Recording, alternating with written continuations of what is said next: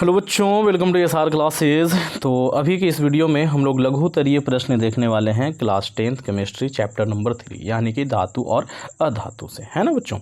तो लघुतरीय प्रश्नों की एक पूरी सीरीज़ में लेकर के आया हूँ एसआर क्लासेस पे। तो अगर आप पहली बार इस चैनल पे आए हैं तो चैनल के साथ जुड़ जाइए, क्योंकि ऑब्जेक्टिव प्रश्न तो करवाए ही जाते हैं जी, सब्जेक्टिव प्रश्न थोड़ा सा छूट जाता है हम लोगों से। तो इसीलिए मैंने यहाँ पर लघुतरीय और दीर्घोत्तरीय प्रश्नों की एक सीरीज़ ही निकाल दी है बच्चों के लिए। लिखा हुआ भले ही चाहे जो भी रहे, समझाता मैं पूरे अपने शब्दों में हूँ, ठीक है। और यकीन मानिए आप जब वीडियो के एंड में यहाँ से जा रहे होंगे तो ये सारी चीज़ें आपको याद हो चुकी होंगी, ठीक है बच्चों। तो आज का पहला प्रश्न कहता है जी कि खनिज किसे कहते हैं। तो धातु या उसके यौगिकों से युक्त विशिष्ट रासायनिक रचना एवं क्रिस्टलीय संरचना वाले वैसे प्राकृतिक पदार्थ जो पृथ्वी तल या उसके नीचे खादानों में पाए जाते हैं खनिज कहलाते हैं। मतलब क्या हुआ है बच्चों, मतलब कि एक ऐसा यौगिक जो जिसमें धातु रहे, ठीक ना, जिसका कुछ विशिष्ट संरचना रहे और जो क्रिस्टलीय रहे, और वो जो कहाँ पाया जाए बच्चों, जो पृथ्वी तल या उसके नीचे खादानों में पाया जाए, उसे हम क्या कहते हैं, खनिज कहते हैं, ठीक है बच्चों। हाँ जी। तो धातु या उसके यौगिकों से युक्त, मतलब धातु या उसके यौगिकों से युक्त रहे वो चीज़ जिसकी कोई विशिष्ट रासायनिक संरचना हो, रासायनिक रचना हो एवं क्रिस्टलीय संरचना हो। क्रिस्टल क्या होता है ये क्लास 11 में आपको पढ़ने को मिलेगा, बल्कि ये कहा जाए कि क्लास 12 में पढ़ने को मिलेगा, है ना। वैसे प्राकृतिक पदार्थ है ना, ये मानव निर्मित नहीं है, प्राकृतिक पदार्थ जो पृथ्वी तल या उसके नीचे खादानों में पाए जाते हैं, ठीक है। और थोड़ा सा इसके बारे में, खनिज कहलाते हैं। इसमें बालू, मिट्टी एवं चट्टान के छोटे छोटे टुकड़े अशुद्धि के रूप में उपस्थित रहते हैं। और अगर बात करें उदाहरण की, तो ये देखिए बॉक्साइट जो है, ये क्या है, उदाहरण है एक खनिज का, ठीक है बच्चों। चलिए तो अगले प्रश्न की ओर बढ़ते हैं। अगला प्रश्न क्या कहता है, अगला प्रश्न कहता है बच्चे कि अयस्क के सांद्रण की क्रिया क्या है। तो अयस्कों में अशुद्धि के रूप में मुख्यतः पत्थर के टुकड़े, मिट्टी के कण, रेत आदि विद्यमान होते हैं। अयस्कों में विद्यमान इन अशुद्धियों को दूर करने, उनमें धातुओं की प्रतिशत मात्रा बढ़ाने की प्रक्रिया अयस्कों का सांद्रण कहलाती है। बात समझ में आया बच्चों। अयस्क में अशुद्धि के रूप में कुछ चीज़ें मौजूद होती हैं, उनको दूर करना, और अगर वो दूर होगा तो धातु का मात्रा बढ़ेगा, है ना, धातु का प्रतिशत मात्रा बढ़ेगा। तो इस प्रक्रिया को ही क्या कहा जाता है, अयस्कों का सांद्रण कहा जाता है। अगला सवाल जो कि बहुत इंपॉर्टेंट है, अयस्क और खनिज में क्या अंतर है। लोहे का किसी एक अयस्क का नाम बताना है बच्चों। तो देखिए इस सवाल का जवाब क्या हो जाएगा कि खादान में पाए जाने वाले धातु के संयुक्त यौगिक खनिज कहलाते हैं। मतलब कि खादानों में जो पाए जाने वाले धातु के संयुक्त यौगिक हैं वे क्या कहलाते हैं बच्चों, खनिज कहलाते हैं। और वे खनिज जिनसे धातु बड़े आसानी पर और बड़े आसानी से और कम खर्च में निकाली जा सकती हैं अयस्क कहलाते हैं, है ना बच्चों। मतलब कि खनिज ही अयस्क होता है। कैसा खनिज, जिससे कम खर्चे में, कम समय में आसानी से निकाल लिया जाए धातु को, वो खनिज अयस्क है। और जिसमें ज़्यादा पैसा लगे, ज़्यादा समय लगे, तो वो केवल खनिज है। तो हम कह सकते हैं कि सभी अयस्क जो होते हैं वो खनिज होते हैं, परंतु सभी खनिज अयस्क नहीं होते हैं। बात करें लोहे के एक अयस्क का, तो हेमेटाइट ले लीजिए ये, ठीक है बच्चों। अगले प्रश्न की ओर बढ़ते हैं। अगला प्रश्न है, कहता है अयस्क के सांद्रण के लिए फेन प्लवन विधि का वर्णन करें। तो सल्फाइड अयस्क, फेन प्लवन विधि के द्वारा हम लोग सल्फाइड अयस्कों का सांद्रण करते हैं बच्चों। तो सल्फाइड अयस्कों का सांद्रण करने के लिए उन्हें खूब महीन पीसकर पाइन के तेल मिले जल में, मतलब पाइन के तेल मिले जल में उसको डाल देते हैं। मिलाकर हवा के झोंके के द्वारा झाग पैदा किया जाता है। शुद्ध अयस्क झाग के साथ ऊपर आ जाता है तथा अशुद्धियाँ नीचे बैठ जाती हैं।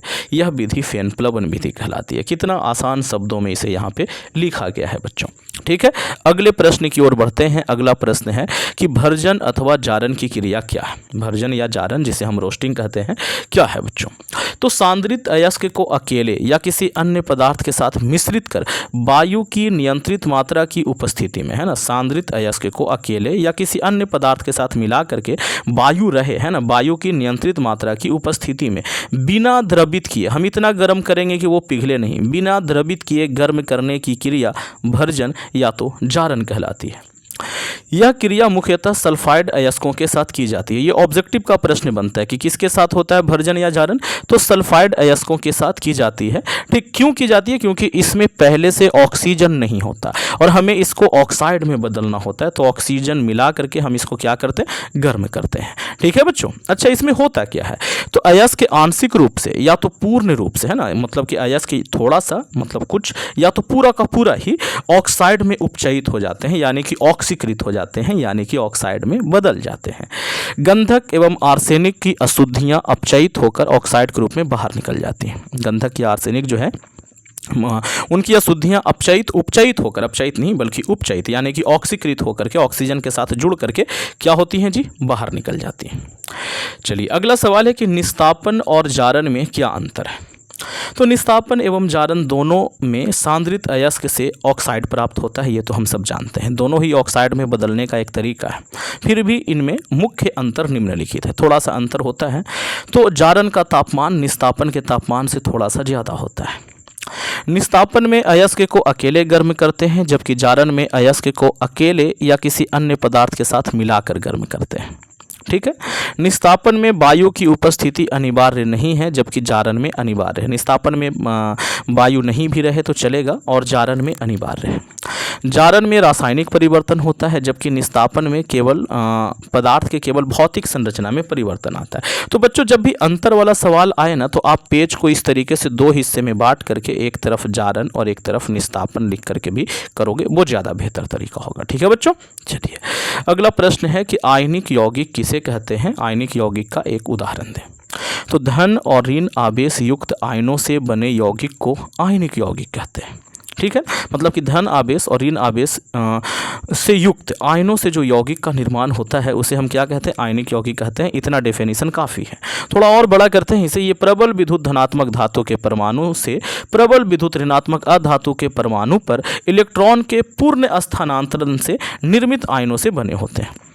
मतलब एक प्रबल विद्युत धनात्मक धातु से इलेक्ट्रॉन क्या होता है, निकलता है, और प्रबल विद्युत ऋणात्मक ये परमाणु के पास वो इलेक्ट्रॉन चला जाता है और पूर्ण रूप से पूर्ण स्थानांतरण से ये निर्मित होता है। ठीक है, हाँ जी। चलिए, तो उदाहरण के तौर पर आप किसे देख सकते हो, सोडियम क्लोराइड को देख सकते हो। ये उदाहरण है बच्चों।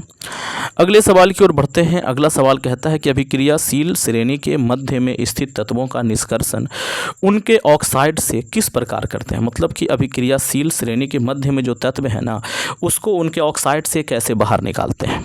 तो अभिक्रियाशील श्रेणी के मध्य में स्थित धातु जैसे कि लोहा हो गया, जस्ता हो गया आदि के ऑक्साइड को कोक या कोयला के साथ मिलाकर वायु की सीमित मात्रा में एक भट्ठी में गर्म करने पर ऑक्साइड धातु में अपचयित हो जाते हैं। ऑक्साइड जो होता है वो धातु में अपचयित हो जाता है। जैसे कि ये देखो, ये लोहा का ऑक्साइड है, इसको हम कोयले के साथ मिला करके गर्म किए तो ये जो ऑक्साइड है वो अपचयित हो गया, यानी कि ऑक्सीजन बाहर निकल गया, अपकृत हो गया। ठीक है बच्चों, तो वही कह रहा है कि धातु में अपचयित हो जाता है।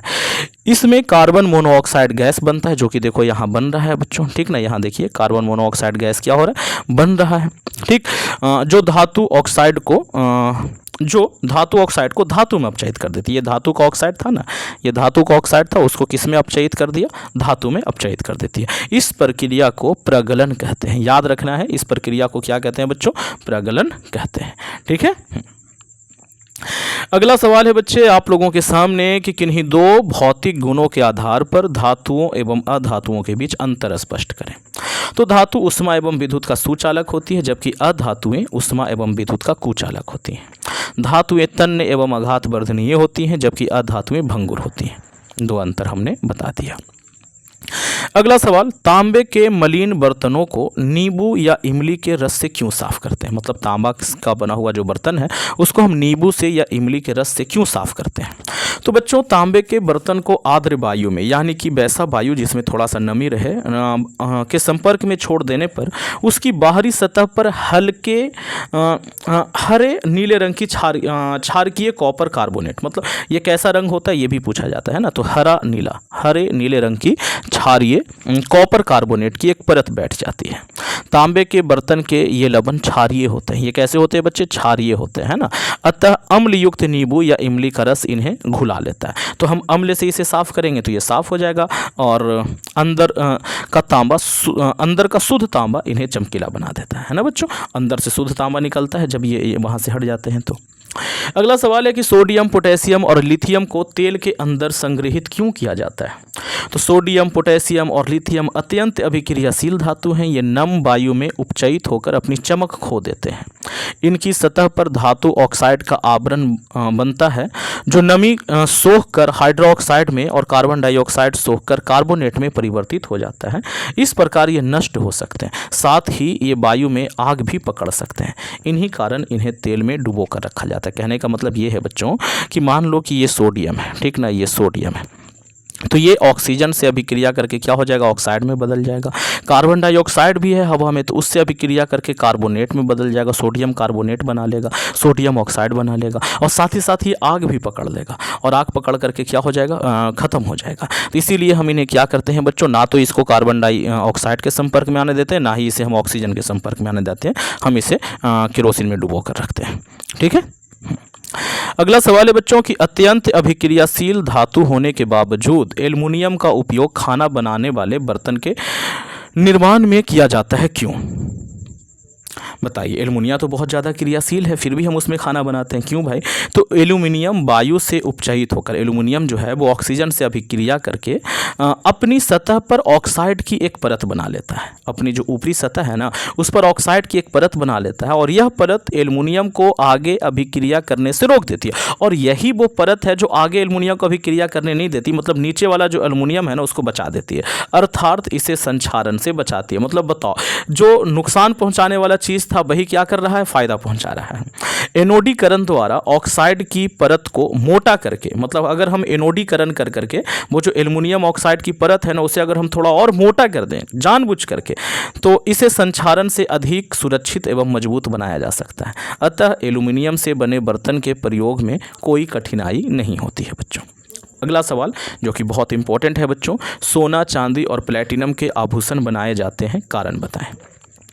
तो सोना, चांदी और प्लेटिनम अत्यंत कम अभिक्रियाशील और चमकीली धातु हैं। सामान्य ताप पर वायु और जल वाष्प से इसका संक्षारण प्रायः नहीं होता, मतलब इसमें जंग वगैरह नहीं लगता।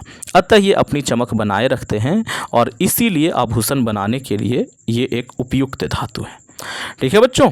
अगला सवाल है, कुछ धातु दिए गए हैं, ये ऑक्सीजन से क्रियाशीलता के घटते क्रम में लिखें, मतलब जो सबसे ज़्यादा जल्दी ऑक्सीजन के साथ अभिक्रिया करेगा उसको पहले लिखना है, फिर उसके बाद वाले को, फिर उसके बाद वाले को। तो बच्चों क्रियाशीलता श्रेणी पूछ रहा है मोटा मोटी अगर कहो तो सबसे ज़्यादा क्रियाशील सोडियम है, मैग्नीशियम, एल्युमिनियम, जिंक, ये लोहा और कॉपर, ऐसे सजा के लिख दिया, ठीक है बच्चों। अच्छा, धातुएँ विद्युत की सुचालक होती हैं, क्यों? दो धातुओं के नाम बताएं जो विद्युत का सबसे अच्छा चालक हो, एवं धातु का नाम बताएं जो विद्युत का सबसे कमजोर चालक हो। जी, सब काम करना है यहाँ पे। तो बच्चे, धातुएं विद्युत का सुचालक होती हैं, इसका कारण है कि धातुओं में मुक्त या चलायमान इलेक्ट्रॉन रहते हैं, मतलब मुक्त इलेक्ट्रॉन रहता है, इसीलिए ये इलेक्ट्रॉन ही विद्युत का संचालन करते हैं। धातु आयन जो स्थिर रहते हैं इलेक्ट्रॉन के प्रवाह के लिए कुछ अवरोध उत्पन्न करते हैं, ठीक है। तो मोटा मोटी बस ये लिखना है कि विद्युत का चालन करते हैं, यहाँ तक आपको लिखना है।